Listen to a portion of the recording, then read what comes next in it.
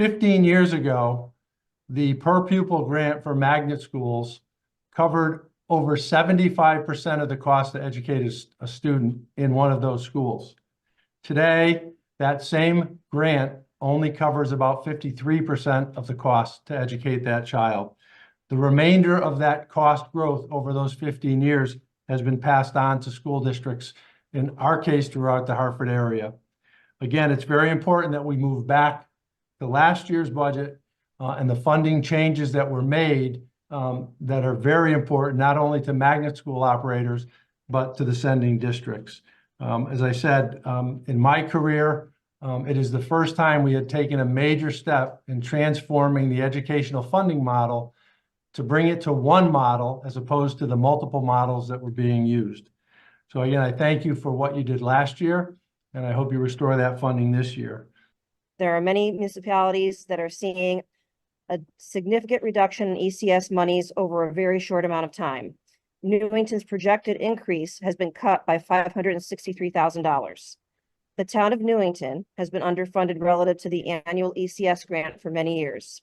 House Bill 5003 accelerated a long overdue increase for Newington. However, unfortunately, House Bill 5048 eliminates a substantial amount of Newington's projected increase, all at the time when we are becoming a more diverse community with higher rates of free reduced lunch rates and higher multilanguage learners. These significant proposed changes to the ECS grant amounts are problematic for many municipalities and school districts as they try to reasonably forecast and put forth budgets to their communities. And we really need to understand that we've never adequately funded public schools in the state of Connecticut. Despite our tremendous wealth, despite our tremendous prosperity, we continue to nickel dime our public school systems. We have continued to depress wages for our educators. And please make note that the majority of them are women. And I think we have to kind of call out that for exactly what it is, which is the decades we've experienced sort of those depressed wages and this idea of second-class citizenry of a workforce. But now it's a workforce that's in hot demand and in dire need. But at the same time, I'm listening to my friends across the state talk about budget cuts and loss of positions and loss of services for the children we also desperately need to serve. I've been attending ASI since the fall of 2018 as a sixth grader, and now I'm a junior in high school. As someone who grew up attending private schools, transitioning to a magnet school was an incredible change for me, and I'm glad that I was able to pursue that change. Coming from a relatively small town compared to towns in the greater Hartford area, it was completely eye-opening to attend a school such as ASI, with so many people from diverse backgrounds and upbringings from my own. Quickly following my transition to life at a magnet school, I found myself becoming more outgoing and outspoken.